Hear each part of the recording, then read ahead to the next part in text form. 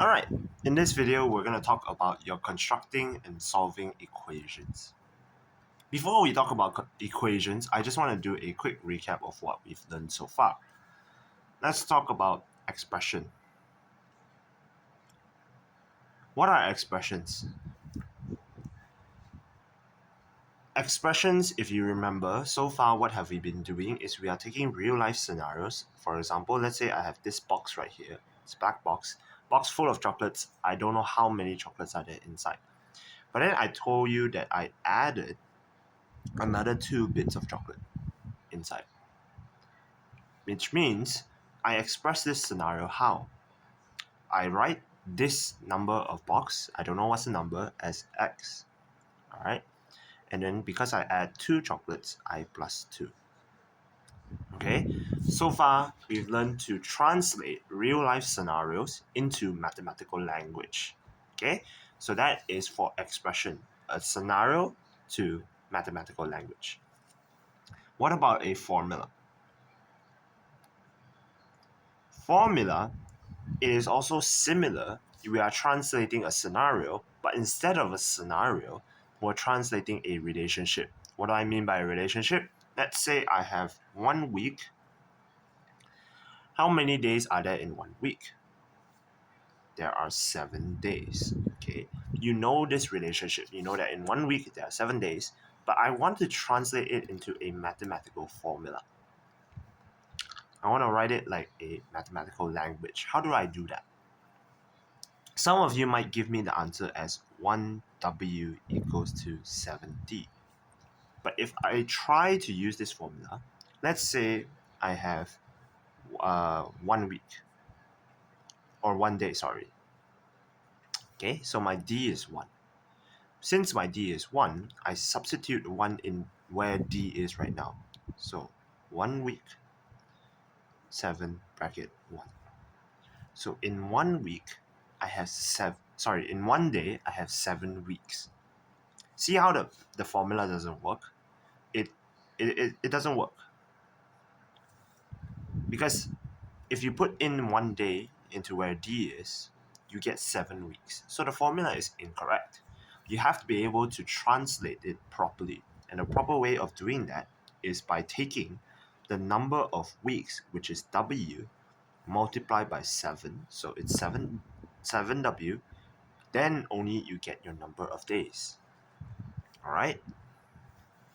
Think about it. I multiplied the number of weeks I have by 7. That's how I figure out number of days. And you can test your formulas. How do you test your formulas? Let's say, again, I take the number of days. In this case, I want a number of days is 7. Okay? So if I have a number of 7 days, I should have 1 week, right? So 7W equals to 7 here, right? Then this one, I divide both sides by 7. We'll talk about how to solve this in a bit. I get 1. So when I have 7 days, I will have 1 week. This formula works. Okay? And that's formula. I'm translating a scenario, which is here, translating this scenario into mathematical language. Okay? What about equations?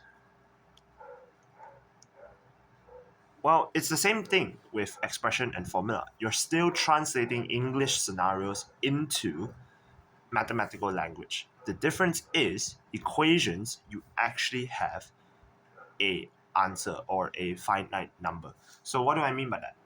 So let's say I tell you right now, I don't know, or rather you do not know how much money do I have right now.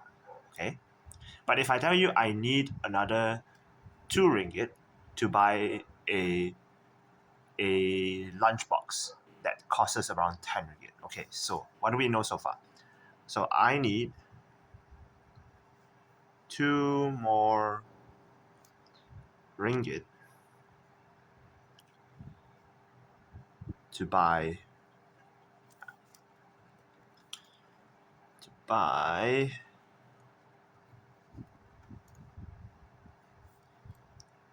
a pack of lunch that costs us 10 ringgit. Okay, so right now you don't know how much money do I have, but I tell you that I need 2 more ringgit to buy a pack of lunch. So how do I translate this scenario into an equation, into a mathematical language? I translate it into an equation because you know that I need 2 more ringgit to buy a packet of lunch. So you don't know how much money do I have, I put it as x, variable, right? Then 2 more ringgit, I add 2, to buy a packet of lunch equals 10. Do you see how that works? I need 2 more ringgit, and then I buy, and then I can, in order for me to buy 10 ringgit. Okay? Another scenario would be, let's say, the money that I have right now, I combine it with another person's money, I get 10 ringgit. Alright? Then it will be x plus y now, because it's another person's money, which equals 10 ringgit. Okay? These kind of equations we will not really be talking about. I am just going to show you right now so that you know that essentially what we're doing is we are translating again scenarios into mathematical language. Another example would be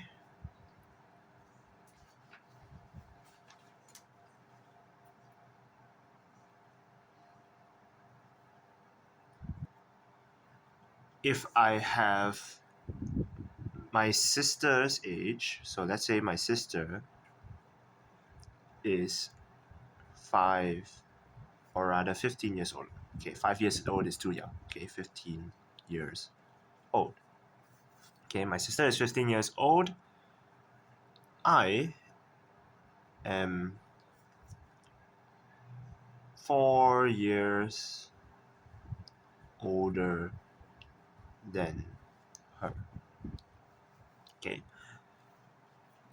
Now, in this example, some of you can already figure out that it's 15 plus 4. Before you move on to solving, let's just construct this scenario into an equation. Translate this scenario into an equation. So my sister is 15 years old. I am 4 years older than her. How old am I? You do not know that you do not know my age. So what you do is you put as x. Then you know I am 4 years older than her. I'm 4 years older than her. Okay? You have to think in a different way where my age minus 4 would be my sister's age. Do you agree with this? Do you know why minus 4?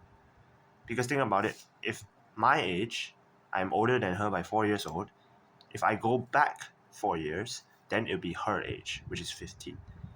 Okay? Then you move on to solve it. Remember, you're supposed to translate the scenario here first. Okay. Finally, we move on to solving these equations. How do we actually solve these equations? For this, we're going to have to look at a few examples. But from previously, here, what you want to do, your goal, is essentially to move you want the variable down here to be on its own. You want it to be by itself so that you know what the variable is. In this case, x plus 2 equals to 10. I want it to be by itself. I don't want the plus 2. What do I do about that? The method that we use is called balancing. Okay? Balancing. Balancing, what does that mean by balance? Both sides, think of it like a seesaw. Okay? If I want to make sure the seesaw is straight, whatever I do on this side of the equal sign, the left side of the equal sign, I must do it on the right side as well. So let's say I want to get rid of this plus 2. I want to make it 0. How do you do that? I do that by minusing 2 on this side. This side, since I minus 2 on this side, the other side I have to minus 2. So it's actually x plus 2 minus 2 equals to 10 minus 2. Answer is x equals to 8. Okay, that is balancing method. Some of you would prefer the moving method. in a sense where whenever you see x plus 2 equals to 10, whenever you see a operation that you want to get rid of, you reverse that operation when you move it to the other side. So since this operation is plus, x equals to, I move the entire thing, equals to 10 minus 2, okay, which is 8. Okay, those are the two different methods. Let's try a few more examples. X minus 4 equals to 15, just down here. All right, I want to be sure that x is by itself. So I need to move the minus 4. Okay, balancing, I plus 4 on both sides. X equals to 15 plus 4. 15 plus 4 is 19. Okay, all right. Now, what about scenarios where you have 3x equals to 15? Okay, in this case, what is 3x? You have to remember that 3x, it is actually 3 multiplied by x. 3 multiplied by x. So, if it is multiplied by x, how do I get rid of the 3? I divide it by 3. I divide it by 3. 3 divided by 3. Here, 15 divided by 3. Balance it out. So this one, it will become 1. It will be x by itself equals to 5. Okay? What about the opposite? What if I have x over 2 equals to 5? What is x over 2? It is x divided by 2. So in order to get rid of the 2, you have to multiply it by 2. Multiply by 5. Alright? Get rid of the 2, you have x equals to 10. The whole goal of solving equations is to make sure that x is on its own. Alright? That is the basics for constructing and solving equations. This is for your notes for now. We'll move on to your classwork soon. And also, I want you to focus on this chapter because it will be coming out for your quiz next week. Alright? That's all for today.